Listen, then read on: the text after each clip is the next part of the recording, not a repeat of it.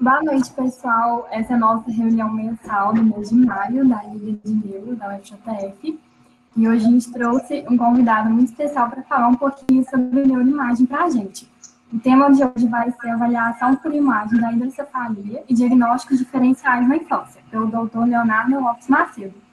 O Dr. Leonardo é neuroradiologista da SEDIMAGEM, aliás, Juiz de Fora, diretor da Sociedade Brasileira de Neuroradiologia, membro da Comissão Científica do Colégio Brasileiro de Radiologia, professor de Neuroradiologia pela European Society of Neuroradiology, member of the Education Committee of World Federation of Neuroradiological Societies. Aí, doutor Leonardo, fique à vontade para começar, tá bom? Ao final, a gente faz um momento de discussões de livros. Tá bom, Ana. Obrigado pela introdução aí. Mas o Leonardo, mais conhecido como Léo, trabalha na SEDIMAGEM Juiz de Fora e formou na UFJF. Então, passei por tudo isso que vocês estão passando aí, tá? Então, é um prazer estar aqui dividindo com vocês.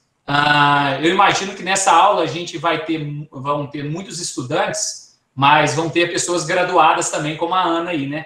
Então, e essa aula é uma aula que eu preparei, eu já tinha comentado isso com a Ana, eu vou dividir aqui com vocês. Então, assim, eu vou tentar não seguir o protocolo da aula, que eu teria que dar certinho num determinado tempo, eu vou tentar, talvez, deixar as coisas um pouco mais fáceis e focar um pouco também, porque a grande maioria é estudante. Mas eu não vou deixar de passar também os conceitos mais novos sobre o tema. Tá joia? Então, eu vou começar, eu vou dividir minha tela aqui.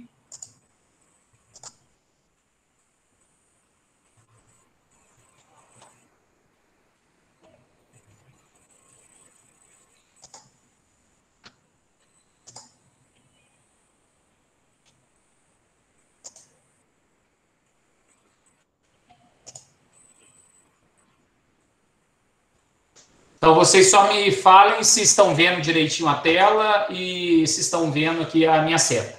Tá sim, perfeito. Tá tudo jóia? Beleza, então. Então, assim, a Ana me convidou semana passada, meio em cima da hora, assim, para dar uma aula na Liga. E, por sorte, eu estava preparando essa aula de hidrocefalia e dilatação ventricular, que eu fui convidado para dar. Essa aula vai ser semana que vem, na verdade, então eu estou adiantando uma aula para vocês. Eu fui convidado a participar desse Congresso Nacional de Radiologia na Rússia. Então, assim, é uma aula que eu preparei para o Congresso. Então, vocês vão ver, peço desculpas pela aula estar em inglês, mas como a Ana me convidou em cima, também é uma aula atualizada, a gente decidiu por esse tema. E agradeço, então, o convite da Ana e de toda a Liga, muito legal essa participação. Tá joia? Como eu disse, eu não vou seguir um protocolo, porque eu sei que tem muito estudante. Antes de começar a falar de hidrocefalia, eu vou contar um pouco da história de onde começou meu interesse por hidrocefalia. Eu fiz um pós-doutorado de pesquisa no Hopkins em 2009, e lá eu comecei a fazer parte desse International Hydrocephalus Imaging Work Group. Isso é um grupo que estuda hidrocefalia internacional, chefiado por essa pessoa aqui, professor Harold Rickett, que hoje é uma referência em hidrocefalia mundial. Desde então, a gente tem alguns encontros, a gente troca algumas informações. Esse foi o último encontro, em 2019, em Boston, que a gente teve a chance de se reunir pessoalmente. E o que eu queria passar para os estudantes é que aqui vai mais uma mensagem para vocês. Assim. A gente não faz nada sozinho. Então, assim, quando você junta um grupo e estuda em grupo, eu até comentei isso antes, de dividir a apresentação, chamar colegas, vocês vão ver que vocês vão ter um crescimento muito maior do que se na vida inteira vocês tentarem fazer as coisas sozinhos. Então, quando você junta um grupo, o conhecimento é muito melhor. E aqui agradecendo, então, a esse grupo, que é onde eu tenho aprendido um pouco sobre hidrocefalia. Para começar a falar de hidrocefalia, eu acho que a primeira coisa que a gente tem que entender é o que é uma dilatação dos ventrículos, uma dilatação ventricular. O conceito mais básico e simples, mas que é utilizado até hoje, é esse índice, o Evans Index, o índice de Evans. Como a gente calcula esse índice? A gente vai dividir o diâmetro bifrontal máximo pelo diâmetro interno da calota craniana máximo, onde você conseguiu o maior diâmetro, um pelo outro. Geralmente, o índice de Evans ele é menor do que 0,3. Se eu fizer esse cálculo aqui, dividindo 70,38 por 14,20, a gente vai ver que a gente teve um índice de 4,95. Acima de 0,3, na verdade seria 0,49, você podia fazer dessa forma, e então você tem uma dilatação do ventrículo. Então a primeira coisa que a gente tem que saber é saber que o ventrículo está dilatado. Então, esse aqui é o conceito hoje mais novo de hidrocefalia. Foi descrito pelo professor Harold Rickett, que eu mostrei para vocês. Ele hoje é a nossa referência mundial em publicação e descrição da hidrocefalia. E ele fala que a hidrocefalia ela é uma distensão ativa dos ventrículos. Eu vou explicar para vocês. Talvez esse seja um dos conceitos mais importantes. Uma distensão ativa dos ventrículos, resultante de uma passagem inadequada do líquor do ponto de origem nele, grande parte do líquor é produzido no plexo coroide dentro do sistema ventricular, para o ponto de absorção. Então, se você tem uma interrupção do ponto de origem para o ponto de absorção, esse líquor pode ir se acumulando no sistema ventricular de uma forma ativa, levando à hidrocefalia. Então, quais são os critérios que nós vamos usar para diagnosticar a hidrocefalia? Aqui foi uma pergunta que a Ana fez logo no início, antes da gente começar essa palestra, e eu queria que vocês entendessem. Então, o primeiro critério, obviamente, é você dizer que tem ventriculomegalia, dilatação do ventrículo, com índice de Evans maior que 0,3. Ótimo. Mas quais são os sinais radiológicos que vão permitir que a gente identifique que aquela dilatação ventricular ela é ativa, levando à hidrocefalia? Um deles é esse hipersinal em flare junto aos ventrículos laterais, que é o edema intersticial periventricular. Quando a gente vê esse sinal, a gente pensa que existe uma transudação ependimária, uma hipertensão dentro do sistema ventricular, e isso faz a gente pensar que a distensão dos ventrículos é ativa. Outro critério que existe muito interessante é esse apagamento de sulcos na alta convexidade frontoparietal de ambos os hemisférios cerebrais. Os sulcos se apagam na alta convexidade. Outros critérios são a dilatação dos recessos do terceiro ventrículo. Se você olhar o recesso supraóptico, o recesso infundibular e o recesso da pineal, eles estão dilatados. E isso é um sinal de hidrocefalia. O outro sinal, você vê que o ventrículo está dilatado e empurrando o corpo caloso para cima. Com isso, o corpo caloso fica fino e jogado superiormente. Esse é um outro critério de hidrocefalia. E um critério hoje muito utilizado e bastante interessante é o ângulo do corpo caloso. Aqui, para quem faz radiologia, é importante o local onde você vai medir esse ângulo, porque senão a medição pode ser errada. Como faz essa medição? É traçando uma linha entre a comissura anterior e a comissura posterior, e ao nível da comissura posterior você traça uma linha perpendicular. E é nesse plano coronal perpendicular à comissura posterior que nós vamos medir o ângulo do corpo caloso. Se esse ângulo for agudo, geralmente abaixo de 80, indica para a gente uma dilatação ventricular ativa, ou seja, hidrocefalia. O ângulo normal é entre 100 e 120. Isso aqui é só para exemplificar. Isso aqui era uma criancinha de 4 meses de idade com uma doença de Van der Napp. É uma doença da substância branca. Para que eu mostrei isso? Essa criança, depois de 14 meses, o que aconteceu? Ela atrofiou todo o parênquima encefálico. E se você olhar agora, existe uma dilatação ventricular. Mas essa dilatação ela pode ser classificada como hidrocefalia? Nesse caso, não. Isso é que é importante. A nossa calota craniana, ela tem um volume fixo. Se você perde parênquima encefálico, gradualmente você dilata os ventrículos, mas de uma forma passiva, compensatória. Lembra que eu falei que a hidrocefalia ela é uma dilatação ativa do ventrículo. Então, quando a dilatação é passiva, compensatória, não existe como a gente pensar em tratamento desse paciente da dilatação ventricular. Então, esse é um slide que eu coloquei simples, mas talvez o mais importante dessa apresentação. Tem um professor nosso, chama Mark Hamilton, ele é do Canadá, e esse professor, ele participa do nosso grupo e ele faz só tratamento de hidrocefalia na criança.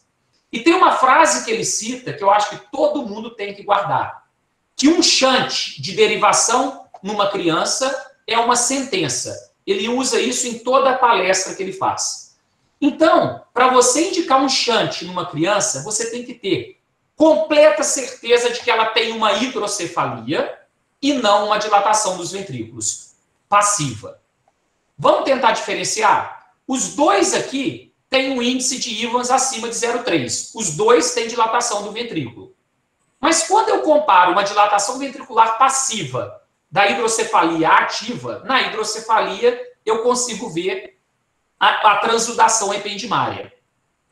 Quando eu comparo os sulcos na alta convexidade, na dilatação passiva tem uma atrofia cerebral. Os sulcos ficam proeminentes. Na ativa, os sulcos na alta convexidade se apagam. Quando eu comparo os recessos do terceiro ventrículo, observe que os recessos aqui não estão dilatados, diferente desses, numa dilatação ativa dos ventrículos. Observe que o corpo caloso não está deslocado para cima, como nesse caso. E aquele ângulo que eu comentei, quando você faz um ângulo do corpo caloso numa dilatação passiva, geralmente ele é acima de 100. Observem aqui que ele está em 135. E quando é uma hidrocefalia, uma dilatação ativa, ele geralmente está abaixo de 80, como nesse caso.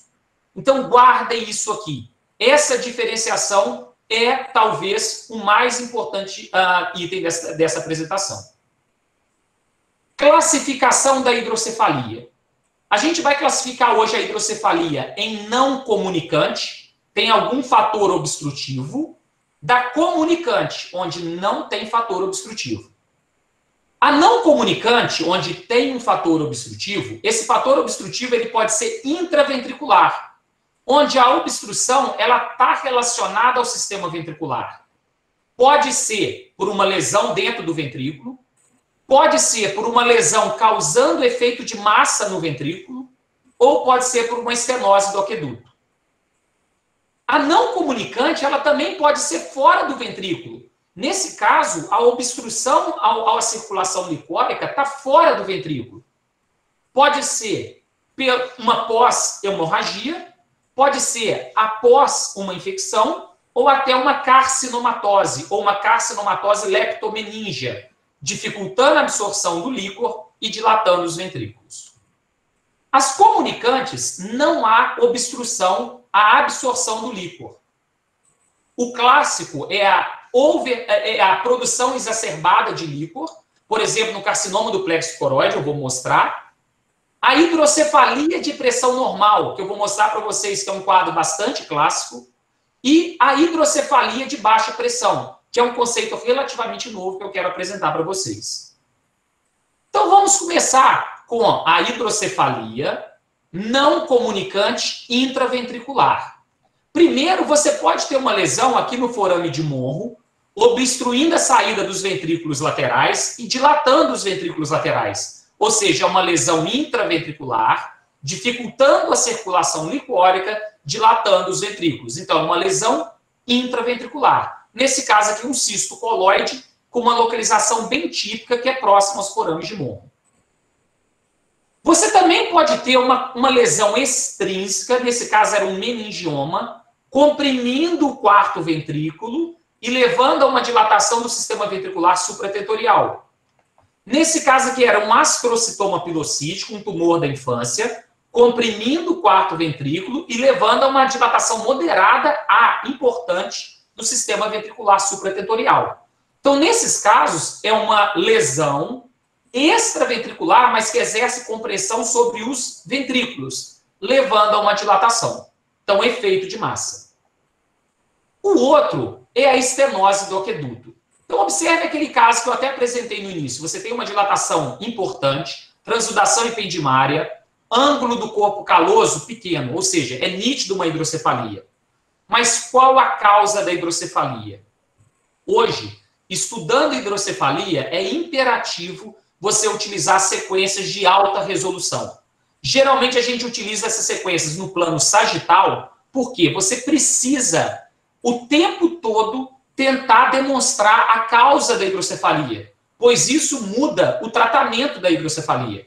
Nesse caso, era uma membrana, uma estenose do aqueduto mesencefálico. Se você tem uma membrana determinando estenose, olha o que acontece com o sistema ventricular supratentorial. O terceiro ventrículo dilata, os ventrículos laterais estão dilatados. E observa que o quarto ventrículo não está dilatado, pois a obstrução é nesse ponto. Então, essa é uma outra causa de dilatação interventricular muito característica, que é a membrana aquedutal ou estenose de aqueduto. Esse foi um caso bastante interessante que a gente teve. Esse caso, na verdade, eu vi em São Paulo. O paciente tinha uma dilatação do sistema ventricular supratentorial e uma lesão meio sólido-cística obstruindo o aqueduto. Como o paciente tinha clínica, eles decidiram derivar o paciente, passar um shunt.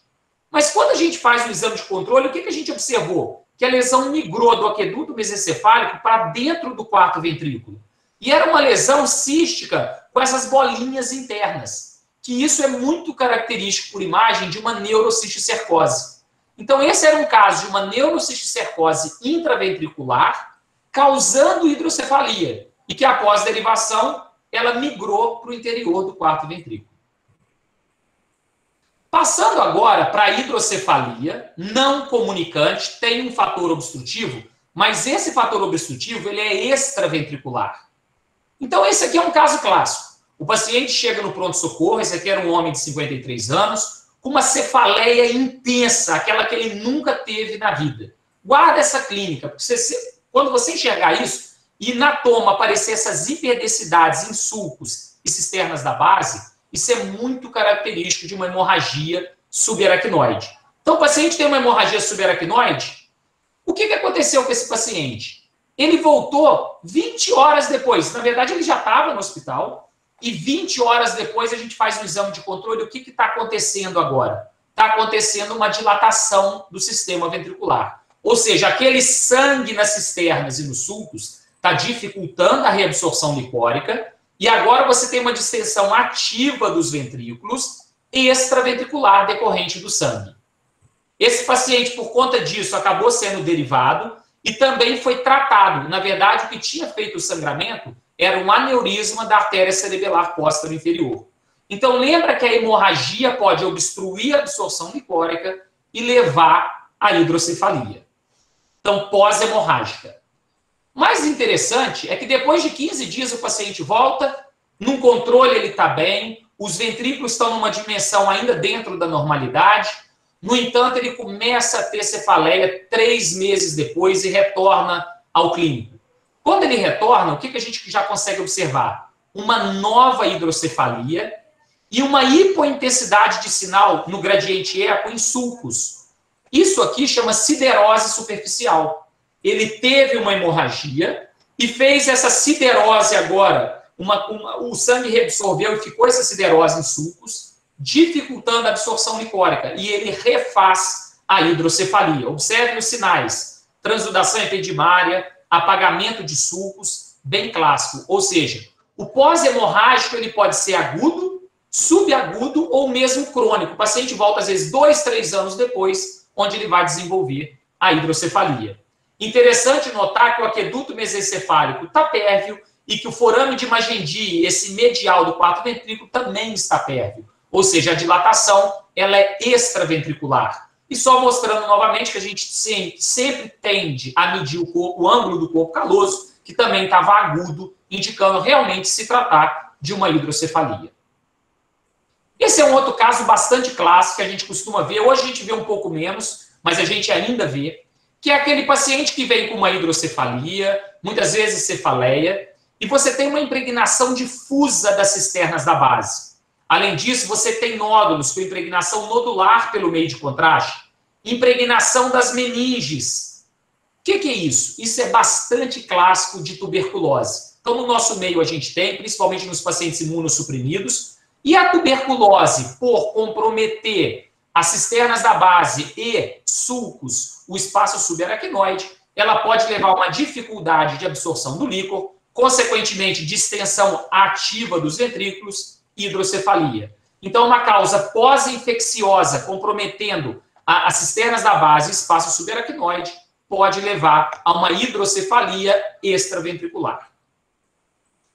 Esse era um outro caso. A paciente se apresentou para a gente com uma cefaleia intensa, com hidrocefalia, uma paciente de 68 anos, mulher, uma hidrocefalia relativamente aguda, por isso ela foi derivada.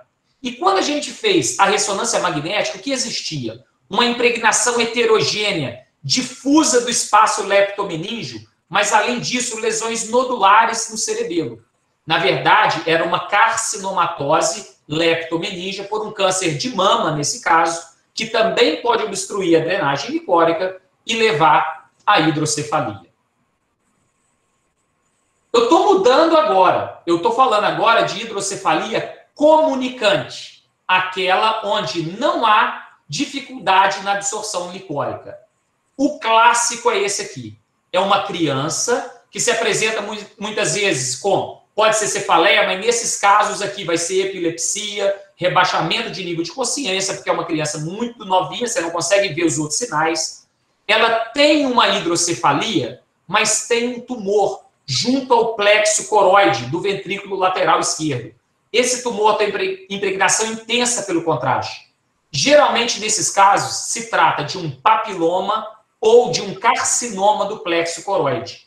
E esses tumores, eles podem produzir líquor. E no que eles produzem líquor em excesso, eles podem levar a uma hidrocefalia comunicante. Então, basicamente, são dois tumores, papiloma e carcinoma de plexo coroide, que podem levar a uma produção exagerada de líquor. Esse caso, eu quero que vocês guardem, porque ele é muito comum. Eu tenho certeza que a Ana vê vários pacientes desses, porque ela trata muito demência. Então, guardem esse caso e guardem a clínica desse caso. Geralmente é um paciente idoso, que chega para você com uma tríade clássica. Nem sempre a tríade está completa, mas o descrito clássico é uma apraxia de marcha, incontinência urinária e demência. Então, o paciente às vezes chega com a tríade, às vezes chega só com 2 desses componentes, e a gente chega para fazer uma ressonância. Quando eu faço uma ressonância, existe uma dilatação do ventrículo desproporcional à redução do encéfalo. Ou seja, já faz a gente pensar que é uma distensão ativa do ventrículo. Ele tem apagamento de sulcos na alta convexidade frontoparietal. Opa, é uma distensão ativa. O ângulo do corpo caloso é agudo. É uma distensão ativa. Lembra, todo caso de hidrocefalia, eu tenho que fazer estudo de alta resolução para tentar achar a causa. Eu faço o estudo de alta resolução e vejo que o aqueduto mesencefálico está pérvio. As vias de saída do quarto ventrículo estão pérvias. Ou seja, frente ao quadro clínico e a imagem, aí sim é compatível com o que a gente chama de hidrocefalia de pressão normal. Talvez seja uma das hidrocefalias mais comuns que nós vamos ter no dia a dia. Então, guardem a clínica e guardem os achados de imagem.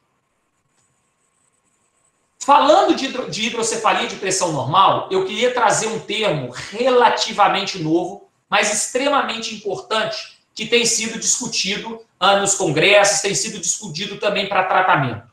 Chama DASH.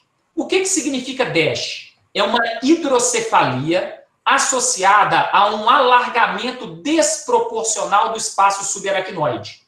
Mas o DASH clássico, você tem que ver o apagamento de sulcos na alta convexidade frontoparietal e, concomitante a isso, o alargamento exacerbado das fissuras de Silvius. Então, apaga sulcos na alta convexidade e alarga as fissuras de Silvius. Isso é o que nós chamamos de DASH num paciente com hidrocefalia. Observem que o ângulo é agudo e o DASH também pode ser caracterizado no plano coronal. Apagamento de sulcos na alta convexidade e proeminência das fissuras de Silvius. É imperativo fazer estudo de alta resolução para demonstrar que o aqueduto mesencefálico está pérvio, assim como as vias de saída do quarto ventrículo. Interessante, por que eu trouxe o DASH? Pois está mudando o conceito do tratamento da HPN, da hidrocefalia de pressão normal. Geralmente, como a gente trata? Você tem o paciente com a clínica, você tem o paciente com a imagem compatível. Você faz ou um TEP teste, ou você põe um dreno lombar, deixa drenando ali 3 dias, e você vê se o paciente melhora clinicamente. Se ele melhorar, você instala um shunt para tentar reduzir a dimensão do ventrículo.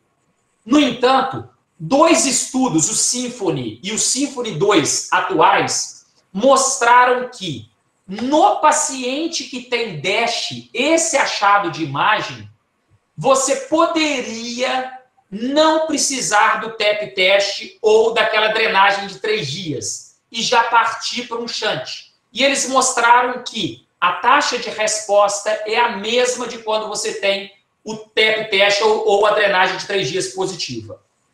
Isso, obviamente, vai levantar muita discussão e tem levantado, mas uma das principais sociedades que estudam a hidrocefalia de pressão normal, a japonesa, publicou um guidelines esse ano, onde ele coloca como critério de tratamento da hidrocefalia de pressão normal você ter o quadro clínico, DASH, e se você tiver a imagem mais DASH, você não precisa mais fazer o TEP teste ou a drenagem de 3 dias. Isso já está no guidelines desse ano, você pode levar ao shunt diretamente. Outras sociedades podem discordar, mas eu acho que é um termo que a gente tem que conhecer hoje em dia, porque está bastante novo. Passando para o outro caso de hidrocefalia comunicante, esse é um que eu tenho certeza também, eu sei que a Ana está aí, talvez tenha outros neurologistas aí já na plateia, e eu gostaria que vocês prestassem atenção. É um paciente de 86 anos, homem. Ele chega com um declínio cognitivo moderado e um distúrbio da marcha leve. Quando faz a imagem, tem hidrocefalia, o ângulo está agudo, perfeito. Ele tem achado de imagem clínica de hidrocefalia de pressão normal. No entanto, quando eu faço o gradiente eco, eu observo que existem sinais de siderose superficial, junto à cortical, junto a sulcos. Ou seja, será que esse paciente teve uma hemorragia lá atrás, levando a hidrocefalia? E o mais importante, quando eu faço a abertura, eu meço a pressão de líquor de abertura, eu vejo que ela está em 25 milímetros de água. O normal é acima de 70. É uma pressão muito baixa de abertura. Isso é o que a gente chama hoje de hidrocefalia de baixa pressão. Esse é o termo. Vocês podem encontrar isso na literatura como SILPA, mas o termo mais atual é simplesmente hidrocefalia de pressão baixa. Eu quero mostrar para vocês quando eu vou pensar nisso. Eu vou pensar nisso naquele paciente que teve um trauma, que teve hemorragia cerebral, ou um tumor que ressecou e sangrou, principalmente se esse paciente complicou com infecção. Então, se esse paciente tem esse achado clínico, e ele tem uma abertura licórica menor do que 70, ou às vezes é menor do que 0, nós vamos classificar esse paciente como hidrocefalia de baixa pressão. Então, quais são os critérios diagnósticos hoje? Eu já falei para vocês a clínica. É um paciente que teve um sangramento, seja por trauma, seja por ressecção de um tumor, principalmente naqueles que complicaram com infecção. Obviamente, ele tem que ter um ventrículo dilatado. Tendo o ventrículo dilatado, ele tem que ter DASH, ou ele tem que ter sinais de hidrocefalia, que não é uma dilatação passiva. E o critério para diferenciar da hidrocefalia de pressão normal é quando você tem uma abertura, uma pressão de abertura menor do que 70. Isso também já tem sido descrito agora em crianças, principalmente naquelas crianças operadas de tumor de fossa posterior. Mas o que está vindo aí? O que vai mudar? Alguma coisa vai mudar. E isso é o que a gente tem discutido nos últimos congressos. Olha essa paciente, 76 anos, mulher. Tem a tríade clássica de hidrocefalia de pressão normal. Você tem os ventrículos dilatados, o ângulo é agudo, as vias de saída estão térreas, mas se nós prestarmos atenção no espaço subaracnoide, nós vamos começar a observar várias septações no espaço subaracnoide. Então, hoje, quando a gente começa a observar esses casos, em vários casos de hidrocefalia de pressão normal, a gente consegue enxergar essas septações. Então, a gente acredita hoje que a hidrocefalia de pressão normal, na verdade, ela não é comunicante. Existe uma obstrução a nível subaracnoide. E se existe obstrução, ela não pode mais ser chamada de comunicante. Ela deveria ser chamada de hidrocefalia não comunicante extraventricular. Então, isso provavelmente vai mudar, ainda não mudou, mas deve mudar na próxima classificação da hidrocefalia. E se vocês lembrarem o que eu falei da hidrocefalia de baixa pressão, que ela também tem relação com sangramento, com infecção, muito provavelmente ela também tem obstrução na absorção licórica e também não mais vai ser classificada como comunicante. E esse aqui é um outro caso. Por exemplo, eu tenho um menino de 4 anos que se apresenta com distúrbio da marcha, distúrbio de equilíbrio. Quando eu faço o exame, os sinais vocês já sabem identificar. É hidrocefalia, está dilatado o ventrículo, o ângulo é agudo, tem apagamento de sulcos na alta convexidade, as vias de saída estão pérvias. Quando eu vejo que as vias de saída estão pérvias, eu penso, então isso é uma hidrocefalia comunicante? O que acontece? A gente tem visto cada vez mais que a comunicante é extremamente rara. Quando eu vou para o estudo de alta resolução, eu vejo uma clara membrana pré-pontina. Observem que, além de todos os sinais, existe uma membrana pré-pontina que dificulta a circulação licórica extraventricular. Esses casos já têm sido descritos na literatura, o forame de Magendie está aberto. Aqui é só para mostrar o nível da membrana, como ela aparece no axial e quando é livre no axial. Isso é o que a gente chama hoje de panventrículomegalia, com o forame de Magendie alargado junto com a cisterna magna. Na maioria desses casos, nós vamos utilizar o estudo de alta resolução e procurar por uma membrana pré-pontina. Esses casos geralmente são genéticos e, assim como as estenoses de aqueduto, agora a gente consegue enxergar também as membranas pré-pontinas. Então, na verdade, não é uma hidrocefalia comunicante, e sim uma hidrocefalia não comunicante extraventricular. Guardem esse caso e, vendo, procurem pela membrana pré-pontina. Portanto, o que vai vir? O que vai vir é que tanto a hidrocefalia de pressão normal quanto a hidrocefalia de baixa pressão vão passar a ser classificadas também como não comunicantes extraventriculares. E a comunicante propriamente dita, onde existe uma produção exacerbada do líquor, ela é extremamente rara. Lembra, 2 tumores podem levar a isso hoje em dia. O carcinoma de plexo coroide e o papiloma de plexo coroide. Passando agora para alguns diagnósticos diferenciais na criança. Eu foco na criança para vocês lembrarem que o shunt na criança é uma sentença.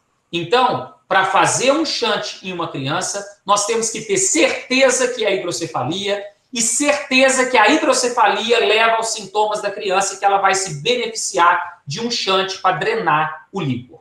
Então, nós temos que saber fazer os diagnósticos diferenciais. Isso sim é uma hidrocefalia importante numa criança. Observem o tamanho da dilatação ventricular. Eventualmente, ela é muito severa e você, às vezes, nem enxerga o parênquima. Qual a dica? A dica é: procure sempre o manto cortical fininho e procurem sempre a fissura interhemisférica. Se você vê isso, você está frente a uma hidrocefalia severa. Alguns diferenciais. Isso aqui você não vê o manto cortical. Existe uma comunicação entre o espaço ependimário e a pia mater. E essas bordas são revestidas por parênquima encefálico mal formado. Isso é clássico de esquisencefalia. Então, esquisencefalia de lábios abertos, pois você se comunica aqui. Isso não é hidrocefalia, não tem um manto cortical, é um dos diagnósticos diferenciais na infância. Outro diferencial é esse aqui. Você observa uma destruição importante dos lobos frontais e parietais, com preservação relativa dos lobos occipitais. não tem manto cortical. Isso é bem clássico da hidranencefalia. O que causa a hidranencefalia? Geralmente é uma obstrução das artérias carótidas internas. E tudo que ela formaria acaba sendo destruído, como a gente pode ver aqui os territórios da cerebral anterior e média. Outro diferencial é essa malformação congênita. Observem aqui, os ventrículos são únicos, é o que a gente chama de monoventrículo. Além disso, não tem fissura interhemisférica. E os lobos frontais estão fundidos anteriormente. Isso é clássico de uma holoprosencefalia alobar e não pode ser confundido com hidrocefalia. O outro caso que eu gostaria de trazer para vocês é esse. Nesse caso aqui, observem que o parênquima encefálico está todo destruído. A gente consegue enxergar um manto cortical muito fininho e a fissura interhemisférica. Mas observem que os ventrículos estão internos. Isso é o que a gente chama de encefalomalácia multicística, onde o cérebro inteiro está destruído e acaba dilatando por passivo os ventrículos laterais e o terceiro ventrículo. Não confundir isso com uma hidrocefalia, que é uma distensão ativa do sistema ventricular. De novo, o que eu tenho que guardar? Eu não posso confundir uma dilatação ventricular passiva da hidrocefalia, que é uma distensão ativa do sistema ventricular. Quais sinais eu procuro? Obviamente, eu tenho que ter ventriculomegalia com índice de Evans maior que 0,3. Eu procuro por edema intersticial periventricular. Eu procuro aqueles sulcos apagados na alta convexidade frontoparietal. Eu procuro o alargamento dos recessos do terceiro ventrículo, supraóptico, infundibular e pineal. Além disso, o corpo caloso vai estar fino e deslocado cranialmente. E eu sempre faço o ângulo do corpo caloso, que nas hidrocefalias geralmente é abaixo de 80. Mas é muito importante medir da maneira correta, pois senão esse ângulo pode mudar. Então, resumindo, hidrocefalia não comunicante, intraventricular, o ponto de obstrução está no ventrículo. Pode ser uma lesão dentro do ventrículo, uma lesão fora do ventrículo, mas comprimindo o ventrículo e levando a distensão supratentorial, ou uma estenose de aqueduto. Uma hidrocefalia não comunicante fora do ventrículo pode ser pós-hemorrágica, aguda, subaguda ou crônica, pode ser pós-infecciosa ou pode ser por uma carcinomatose. Hidrocefalia comunicante, onde não existe obstrução à absorção do líquor. O clássico é por produção exacerbada, papiloma ou carcinoma de plexo coroide. A hidrocefalia de pressão normal, lembra da tríade clínica clássica? E a hidrocefalia de baixa pressão, lembra daqueles pacientes que tiveram hemorragia, seja espontânea, seja por uma cirurgia, geralmente com co-infecção, e que vão ter os achados clínicos e por imagem da hidrocefalia de pressão normal. Mas, hoje em dia, a gente tem visto que existe sim uma causa de obstrutiva, tanto na hidrocefalia de pressão normal, quanto na hidrocefalia de baixa pressão, portanto, elas, na próxima classificação, vão mudar para cá. Vão ser hidrocefalias não comunicantes extraventriculares. Diagnóstico diferencial da hidrocefalia na criança. Hidrocefalia severa. Procure pelo manto cortical e pela fissura interhemisférica. Diferenciais. Esquizocefalia de lábios abertos. Não tem o manto cortical. Um córtex mal formado margeia as lesões. Hidranencefalia. Obstrução das carótidas internas. Não tem lobos frontais, não tem lobos parietais. Não tem manto cortical. Holoprosencefalia alobar, monoventrículo, não tem fissura interhemisférica. Os lobos frontais estão fundidos anteriormente. E a encefalomalácia multicística, existe um manto cortical muito fininho, mas o ventrículo está internamente e dilatado passivamente nesses casos. Antes de terminar, para quem tiver a oportunidade, eu acho que é interessante essa troca de culturas. Eu fui chamado para dar uma aula num congresso na Rússia. Eu acho que a Rússia é um país que todo mundo um dia poderia tentar visitar. Isso aqui é a Praça Vermelha, isso aqui é o Balé Bolshoi. Então, assim, são lugares muito bonitos de se visitar. A Rússia é extremamente famosa por suas vodkas. Então, eu tenho que agradecer também ao convite que me fizeram lá, principalmente o professor Sergei, que me convidou para esse congresso. Então, vai ser uma honra, semana que vem, estar participando com eles desse congresso na Rússia. Agradeço a vocês a atenção e acho assim, tem muita gente na plateia. Se vocês quiserem abrir para perguntas e, eventualmente, tem neurologistas como a Ana, de repente, a gente poderia abrir para uma breve discussão sobre o que foi apresentado. Obrigado. A gente que agradece, Léo. Mas, assim, tem pessoas bem mais ilustres do que eu. Realmente, o professor Sérgio de Souza está aqui. Eu estou até emocionada, porque, assim, é realmente uma honra. Vocês estão com a moral muito alta, tá, meninos? É realmente um prazer enorme. Você é o professor mesmo? Ele podia aparecer para a gente. Professor Sérgio. E o Leopoldo também está aí. Leopoldo? Leopoldo é de casa, né? Leopoldo é de casa. Mas, meu cara, ter o Sérgio de Souza aqui é realmente uma coisa... Ó. Ele vai me bater agora, depois do que eu mostrei. Não, pelo contrário, eu acho que não. O Sérgio, eu brinco que é um neurologista que opera, tá, Léo?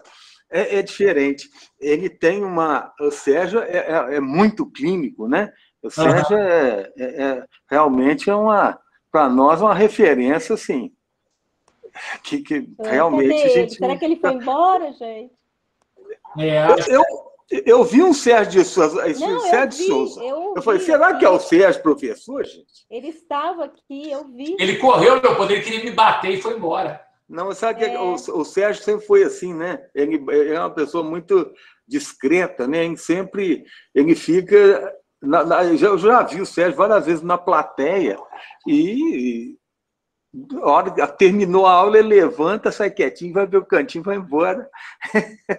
Mas ele estava aqui. Ele estava aqui, sim. É uma coisa que... E outra, isso que você está falando, Léo, é uma coisa que a gente vê no dia a dia, né? É a questão eu que trabalhei muito tempo com neuroinfecção, aquela questão da pressão do líquor, né? Não vou derivar porque o líquor está com a pressão normal. Você entendeu? Isso a gente... eu vejo isso todo santo dia, tá? Todo santo dia. E a gente fica naquele embate, né? Olha, mas a paciente está assim, está assado, então, como é que fica? Não, mas tirando aquele aspecto da septação do líquor, né? Que às vezes o líquor, você tem septações pós-infecciosas, né? Principalmente quando você corre lombar, né?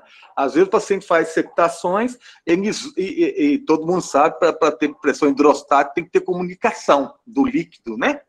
As pressões são equivalentes desde que haja comunicação. Se não houver comunicação, obviamente não há pressão. Então, é um embate que a gente faz clinicamente. O paciente tem sintoma, mas não tem a pressão. Às vezes a pressão está normal ou baixa, né, de baixa pressão, e às vezes a gente não faz um tratamento que poderia beneficiar o paciente de uma outra forma, né? Em relação às hidrocefalias de baixa pressão, eu tenho visto uma discussão muito grande nos congressos aí de hidrocefalia, porque é o seguinte, se você deriva a pessoa e põe a mesma pressão que você está acostumado a colocar na derivação de hidrocefalia de pressão normal, o ventrículo não vai reduzir, porque a pressão é baixa. Às vezes até faz o contrário. Às vezes até faz o contrário, porque a pressão é baixa, a pressão pode ser negativa. Então você deveria derivar o paciente e botar uma pressão baixa quando você deriva. E às vezes você tem que botar uma pressão negativa. Então, só que qual aparelho que faz isso? A gente tem esse aparelho que deriva e abaixa a pressão, porque a gente está acostumado a derivar a hidrocefalia de pressão normal, mas se a pressão estiver baixa, você deveria derivar mais baixo do que está a pressão, senão não vai drenar o líquido. Então, assim, exatamente. Eu tenho falar muito. Eles têm derivado, Leopoldo, com pressão negativa, sugando. O aparelho suga o negócio, pra você ter ideia. Então, assim, Mas aí você depende do aparelho, né? Léo, eu sempre falo para todo que é uma coisa de física, né? Que para ter fluxo tem que ser da maior pressão para menor pressão. Fluxo é de pressão, né? Tem que ter maior para menor. Quando você fala no hidrocefalite de baixa pressão, fica uma coisa meio incongruente, né? Como é que fica? Como é que isso acontece, né? Uma coisa que tem baixa pressão e dá hidrocefalia. Porque o problema está na reabsorção licórica lá fora, né? O grande problema que eu, por exemplo, eu trabalhei com líquido a minha vida inteira, né? E lá na Paulista, eu nunca vi um papiloma de plexocoroide, tá? Esse foi o primeiro que você mostrou, foi nesse negócio aí, eu nunca tinha visto, tá? Eu li em livro, né? Papiloma, que você tem um aumento de pressão. A grande maioria das hidrocefalias é por baixa de absorção, né? Baixa de absorção. E que a gente vê muito, né? Assim, em pós-hemorragia, pós-infecciosa, a gente vê bastante, né? Aquele conceito de pressão hidrostática também para as granulações aracnoides, né? E a questão do DASH? Você já tinha escutado falar disso? Daquele achado clássico de imagem? E assim, ele é controverso. Eu tenho visto que isso está super controverso. Mas tem muitas sociedades, são 2 estudos, o Symphony 1 e 2, foram estudos excelentes, e eles mostraram que hoje, se você tiver o DASH, você não precisa fazer o TEP teste nem aquela drenagem de 3 dias. Você já está autorizado a derivar a hidrocefalia de pressão normal. Eu acho que se tem uma coisa que eu queria assassinar, Léo, é o TAP teste. Você entendeu? Porque é uma coisa que dá às vezes tem muita dificuldade de interpretar, né? E fica muito subjetivo, na subjetividade. E a gente fala, vamos fazer um TAP teste. Aí faz. Melhorou ou não melhorou? Né? Eu acho que falta, assim, alguns protocolos também. Eu já vi fazer de várias formas, entendeu? Não, mas então, assim... acho que não tem uma... E outra... assim, muitas vezes, você vai fazer, por exemplo, o minimento. O minimento, às vezes, não vai ter uma alteração significativa. A gente sabe que a parte cognitiva não altera. Exato. Né? Isso que é o grande problema, porque o TAP teste, a positividade, a responsividade dele é motora, né? Não é cognitiva. Não é cognitivo. E não foram poucos casos que eu vi, às vezes o paciente se indica, o paciente drena, melhora motor, mas não melhora o cognitivo. Frequentemente. Então, eu estou falando assim, se você tem hoje um achado de imagem que bate com o TAP teste, se você pudesse eliminar, e a sociedade japonesa, eu posso mandar o guideline para vocês, ela já eliminou. Legal. Que tem a clínica clássica, tem a imagem e tem DASH, deriva. Não tem mais que fazer TEP teste, nem... Tipo assim, eles eliminaram isso. E os estudos são bastante, vamos dizer assim, são bastante interessantes, estudos bem feitos, não são estudos para a sociedade japonesa colocar, os japoneses são... Japonês não publica porcaria, não. Eles não... Ainda mais para estar num guideline. Nossa Senhora. Assim, é uma coisa para a gente observar e, eventualmente, até começar a fazer e ver a nossa experiência, né? Mas, Léo, e sabe o que assusta? Que nós já vimos um monte que nós não derivamos. Né?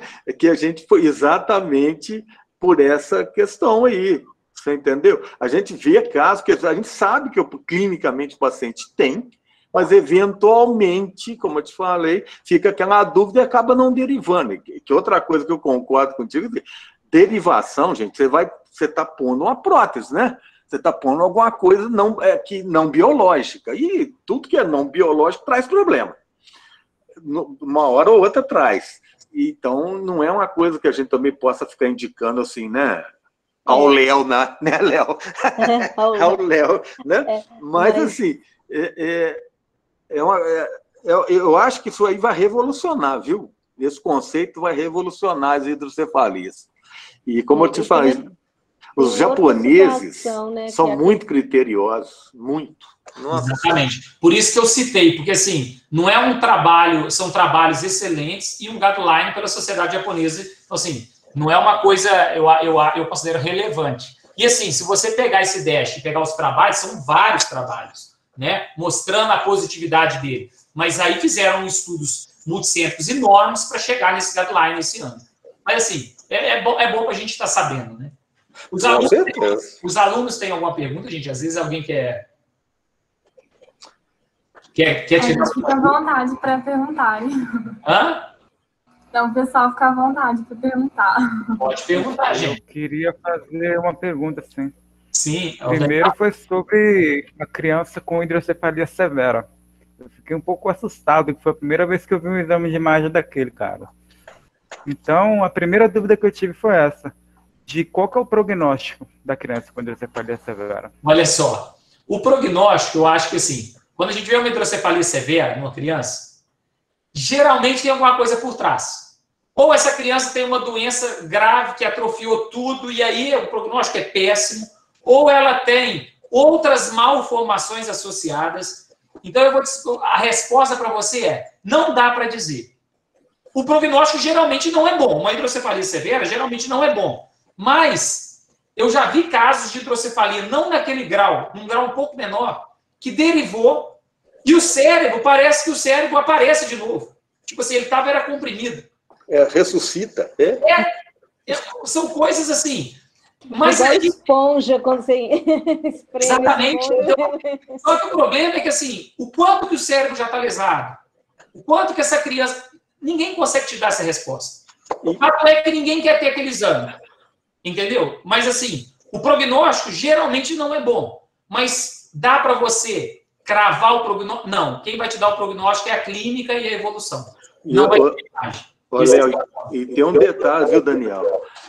Tem já procedimentos intraútero, tá? Quando detecta hidrocefalia, eles fazem derivação intraútero, para exatamente não chegar nesse ponto que nós vimos, né? É uma coisa impressionante. Então, viu hidrocefalia, a criança intraútero está desenvolvendo, faz a derivação, né? E depois, quando a criança nasce, eventualmente você faz alguma coisa mais definitiva, tá? Exatamente para preservar o tecido cerebral. E uma outra coisa, não uma hidrocefalia tão grave assim, mas olha, a plasticidade do sistema nervoso surpreende, viu? Eu já vi casos de você olhar para o imagem e falar, esse cara nem respira. E você olha para o cara e não tem déficit nenhum. Você entendeu? Obviamente que isso é raro, né? Mas é surpreendente como as coisas podem acontecer. Por isso que é bom ser neurologista, tá, meu cara? Realmente eu acho que a dica aí é a seguinte. Obviamente a imagem assusta, mas o prognóstico ele é muito mais clínico do que um prognóstico por imagem. Tá entendendo? Óbvio que ninguém quer ter aquilo e óbvio que talvez a maioria não vai evoluir tão bem. Mas você não vai saber disso com o tempo, com o tratamento. Leopoldo falou, o tempo de tratamento é importante. Se você trata antes, eventualmente você lesou menos o cérebro. Se você vai tratar 5 anos depois, seu cérebro já está comprimido ali há tanto tempo que já lesou mais. Então, assim, é muito realmente dependente dessa... Não tem como você cravar um prognóstico naquele momento. Isso que eu acho que é o ponto. E é muito arriscado, né? Cravar prognóstico, às vezes você tira um potencial de melhora. A gente nunca estabelece assim, não tem como você estabelecer, vai melhorar até que esse ponto, não tem. Às vezes, fechar prognóstico não é boa ideia. É tentar insistir, tentar alguma coisa, principalmente em crianças, né? E, obviamente que pessoas idosas não é a mesma coisa, tá? Mas em crianças é impressionante. Agora, uma coisa que eu acho que tem que ficar na cabeça de vocês é aquele slide que eu falei, diferenciar dilatação passiva da hidrocefalia. Por quê? Se você deriva uma criança onde ela está atrofiada o parênquima e a dilatação foi passiva, sabe o que vai acontecer? Não vai melhorar em nada, porque, na verdade, ela estava atrofiada, era o parênquima. Vai fazer hematoma subdural, porque aí o ventrículo murcha. Alguma coisa tem que aparecer dentro do crânio. O cérebro está atrofiado. O que vai aparecer? Hematoma extraxial.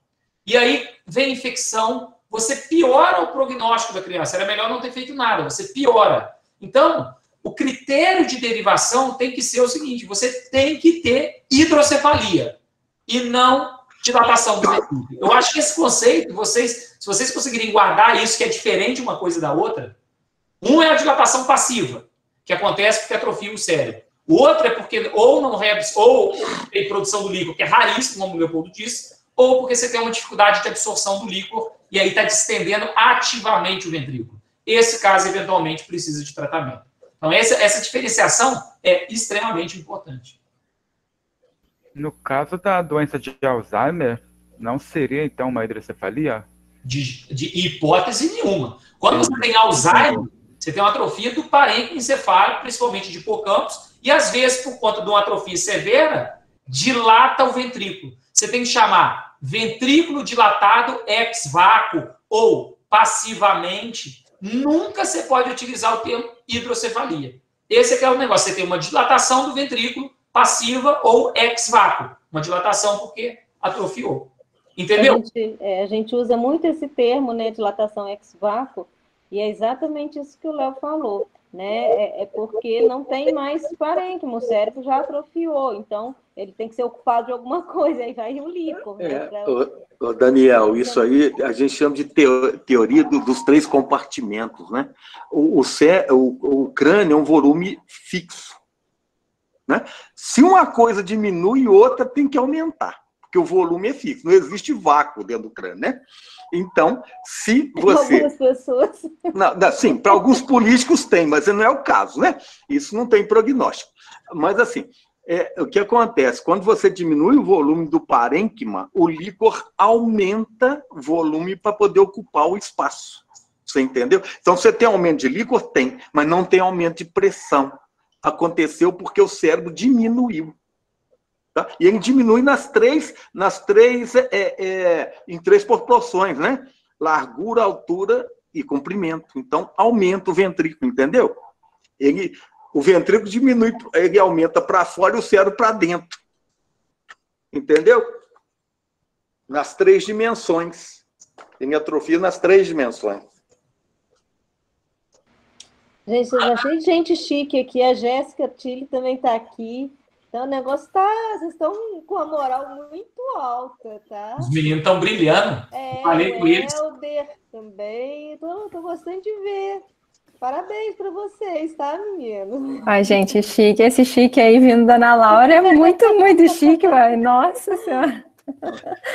Alguma dúvida aí, Jéssica? Eu tenho, Léo. Eu escutava muito alguns professores meus falando, né, de hidrocefalia de pressão intermitente. Isso. Não hidrocefalia de pressão normal, né? E a gente tentava explicar isso fisiologicamente, mas agora, com a sua explicação nova, deu um nó na cabeça. Como é que fica aí essa questão? Certo vai ser falar mesmo hidrocefalia de pressão normal? Olha, você pode... Esses termos, você já deve ter visto lá, igual eu botei low pressure e SILPA e não sei... Quando você vai na literatura... Os termos, eles podem variar. A doença até então é a mesma. Tipo assim, ou você tem uma hidrocefalia de pressão normal, porque é intermitente, porque se você, né, você pode medir uma hora, outra hora, e aquilo vai variando. É um circuito que não é um circuito fixo. Então, mas eu acho que a terminologia não importa. Eu acho que o que importa é a clínica, a imagem e o tratamento. Tipo assim, se você tem o contexto, se você vai chamar de hidrocefalia de pressão normal ou de hidrocefalia de pressão intermitente, que pode ser utilizado, não sei o que o Leopoldo acha, mas assim... pressão compensada também. O problema, Jéssica, verdade. O que explicavam para a gente, que se explica, né? É que você tem os mecanismos de compensação da pressão funcionantes. Uhum. Então, a tendência é compensar a pressão. Então, teoricamente, a pressão é normal. Mas quando você faz alguma atitude, alguma situação que tenda a aumentar a pressão, como os mecanismos de compensação já estão esgotados, ela vai aumentar. Você entendeu? Por isso que fala intermitente. Você teria aumentos de pressão, tipo assim, tossir, evacuar, agachar, você entendeu? Aí você perde os mecanismos compensatórios, que já estão esgotados, teoricamente. Então, você teria picos de pressão intracraniana, né? Uhum. À noite, quando você diminui, né? Você aumenta o CO2, teoricamente ela subiria. Então, é por isso que chama... Realmente, mas o termo normal ficou clássico, né? Errado, mas é clássico. É. Né? É errado, mas é clássico, né? Tem várias mãozinhas levantadas aí, Daniel, a Anaís. Alguém? Não, é porque eu acho que fica meio depois, né? Mas alguém quer fazer perguntas? Eu tenho uma, Léo, eu tinha levantado aqui a mãozinha. Pode falar. Quando você fala sobre essa dilatação passiva, a única causa dela seria a atrofiação do encéfalo? Geralmente eu estou pensando na sua pergunta, porque assim, mas quer dizer, o que vai acontecer é a atrofia do parênquima encefálico, seja, você pode ter uma atrofia difusa dos hemisférios, mas é a atrofia dele, seja substância branca, seja substância cinzenta, mas você tem uma atrofia do parênquima, e aí sim você faz uma dilatação passiva dos ventrículos para compensar aqueles 3 compartimentos que o Leopoldo citou. Então, assim, é basicamente isso, é uma atrofia do parênquima encefálico. Na realidade, aquela imagem que você mostrou aqui, você tem aumento do espaço silviano e diminuição dos sulcos, aquela é mineira, né? Tá em cima do muro, né? Você vê que atrofiou embaixo, o sulco está mais alargado, a fissura silviana está larga, mas diminuiu as fissuras corticais mais altas, né? Mas esse é a tal da DASH. Então, hidrocefalia, Leopoldo, isso lá atrás, a gente falava de hidrocefalia extraventricular, sulcos desproporcionalmente alargados, junto com o ventrículo dilatado. A gente criou várias terminologias para isso. E nada se... De repente, alguém chegou e falou, vamos chamar isso de DASH. Mas para ser DASH tem que estar apagado lá em cima. Porque a pressão maior, ela é no eixo longitudinal. Então, ela apaga lá em cima. E aí você também, por dificuldade de reabsorção ali junto das fissuras de Silves, ela se alarga. Esse é o conceito de DASH, mas, na verdade, ali você tem uma dificuldade de absorção licórica. Né? Mas, assim, não é por atrofia. Aí que tá. Não é por atrofia. É por preenchimento do espaço subaracnoide juntos às fissuras por dificuldade de absorção. Não por atrofia cerebral.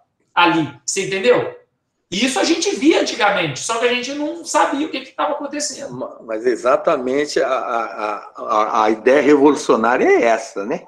Você sabe o que eu vi fazer em 2009, quando eu estava no Hopkins? Eles começaram a drenar o espaço subaracnoide. Em casos como esse. Eles drenavam o ventrículo e drenavam o subaracnoide. Porque eles acreditavam que tinha uma absorção ali, então eles tentavam drenar.